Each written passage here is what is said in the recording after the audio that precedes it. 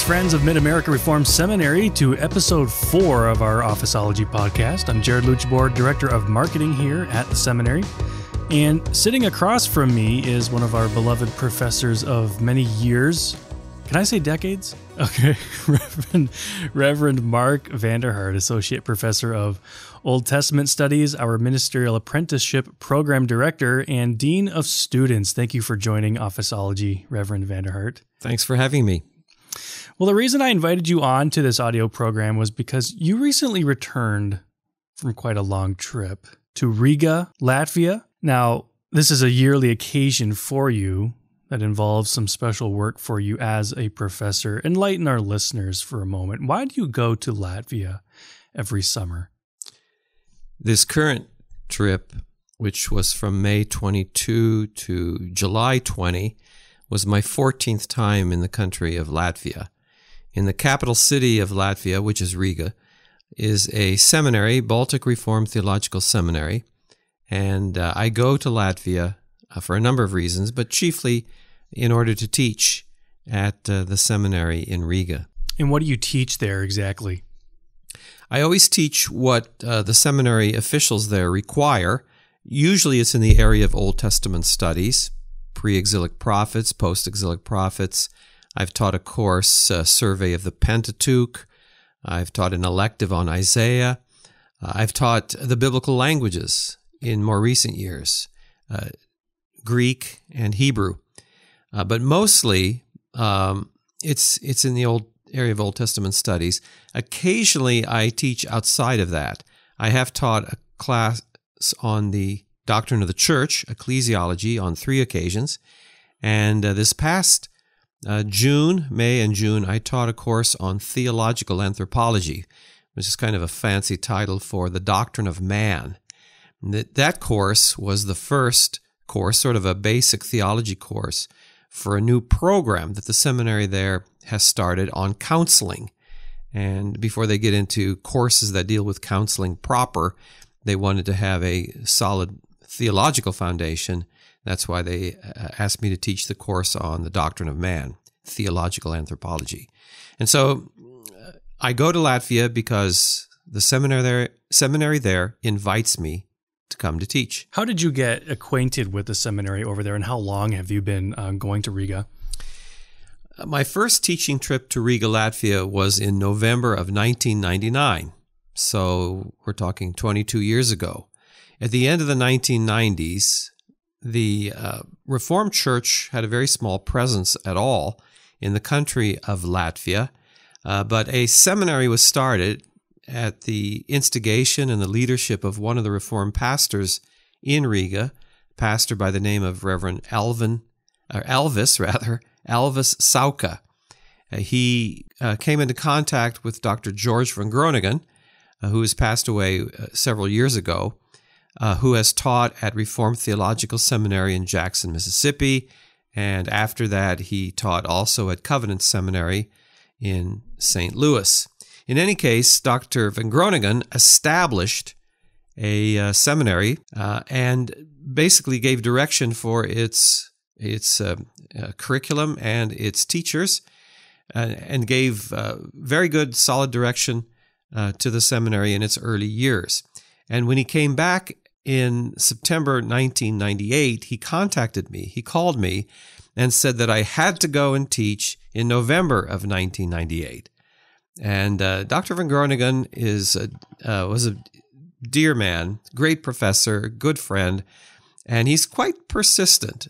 And he really insisted that I go in November of 98, but that wasn't possible. And I finally convinced him that no, November of 98 will not work. And so then he said, well, okay, then you will go in November of 1999. And that's when I went to experience Latvia, which at that time was only 8 years after it had declared its independence from the Soviet Union. In other words, it had reestablished its identity as an independent republic. And so the country was still going through its transition from a Soviet era to a free democratic era. So in the early years, I went every 3 years to teach. until the leaders of the seminary persuaded me that they really needed the biblical languages taught. And you can't teach Greek and Hebrew in 2 weeks' time. You need a longer period of time. And so they said, well, can you come then in the summer months? And beginning in the year 2011 was my first time there in the summer months, almost 6 weeks, where I taught biblical Greek. And I've been going back every year since 2011. The only break in that, of course, was last year when the COVID-19 epidemic basically closed the borders of Latvia as well as many other European countries. So I did miss going there last year, but this year the Latvian government began to release, or should we say relax, some of the restrictions, and I was given permission by the Latvian government to come back near the end of May. Now, you've been going lately longer than 6 weeks now.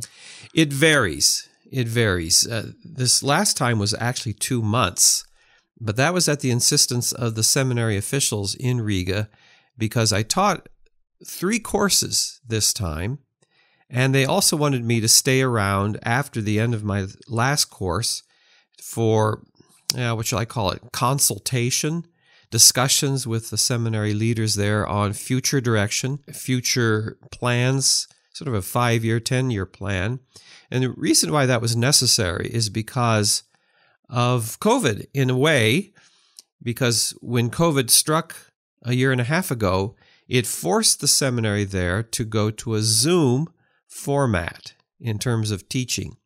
But once Russian pastors, Reformed pastors in Russia, Kazakhstan, Belarus, Ukraine, when they discovered that a Reformed education was available via Zoom and they didn't have to physically travel to Riga, Latvia, then they started coming into the seminary program, which is a great and exciting thing because it now opens new doors for the extension of the seminary education beyond physically Riga, but now to reach in many, many places in Russia itself. Yeah.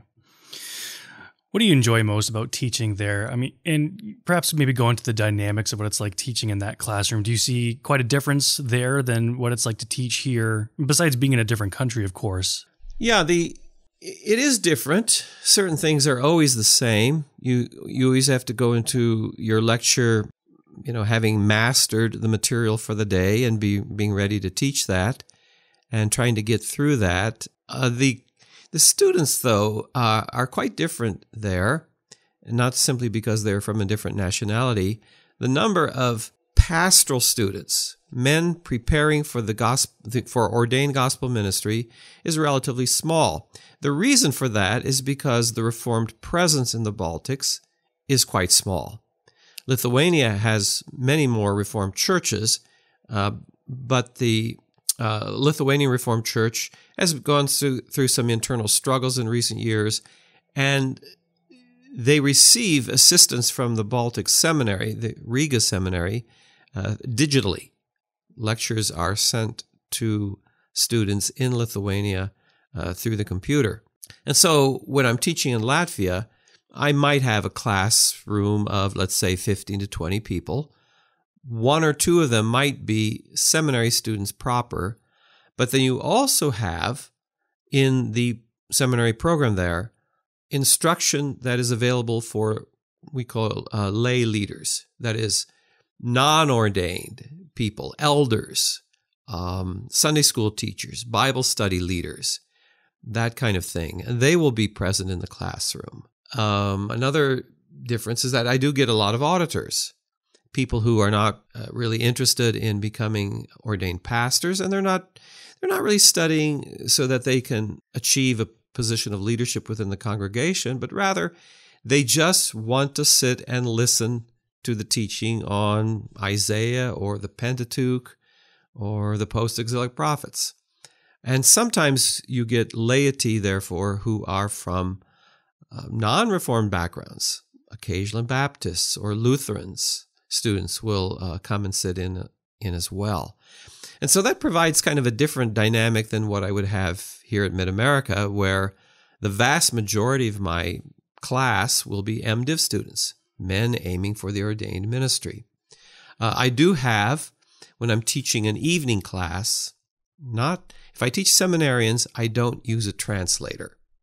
I sometimes pause to ask what the Latvian word is for this technical term or that technical term, and then someone will know it and they'll discuss it. But when I'm teaching more of the laity, many of them understand English, but some of them, wishing to have a more precise understanding of what I'm saying, will, through transistor, ear pods, whatever, listen to the translator who sits in the back of the room, and I try to speak slow enough, and I try to take all the American English idioms out of my speech as much as possible, and I watch as the translator speaks quietly into a mic simultaneously, which is not an easy task. But so that always adds to a different dynamic there than what I experience here. How can our listeners and constituents of the seminary learn more about this Reformed presence in Latvia or support it in any way? The organization that exists here in North America that, shall we say, technically sends me there, although the invitation comes from the seminary in Riga, is an organization that goes by the acronym ITEM, which stands for International Theological Education Ministries, ITEM, Inc. It's centered in St. Louis, Missouri, because that's where Dr. Van Groningen was teaching at the time that this organization got started. And so I would say you could Google, I suppose, ITEM and discover more about its work. It started out as Christ for Russia, and the idea was to provide Reformed theological education in countries that had been communist, but after the fall of the Iron Curtain and the breakup of the Soviet Union, there was a desire on the part of Reformed and eventually Presbyterian pastors and church leaders joined in that to extend that education beyond Russia to Ukraine. Then the invitation came from Latvia. So ITEM is the organization that raises support for people who go there or provides financial support for the church, I should say, for the seminary in Riga, Latvia. Awesome. Well, thank you for sharing your experience with us. We appreciate hearing about your time there in Latvia. Well, that's a wrap for episode 4. To hear past Officeology episodes, simply go over to midamerica.edu/podcasts, where you'll find them archived. Stay tuned for more future episodes as we dive headlong into this fall semester, where we interview some students, and maybe you'll learn a thing or two about Mid-America Reformed Seminary that you never have before. I'm Jared Luchabor. Stay tuned, friends.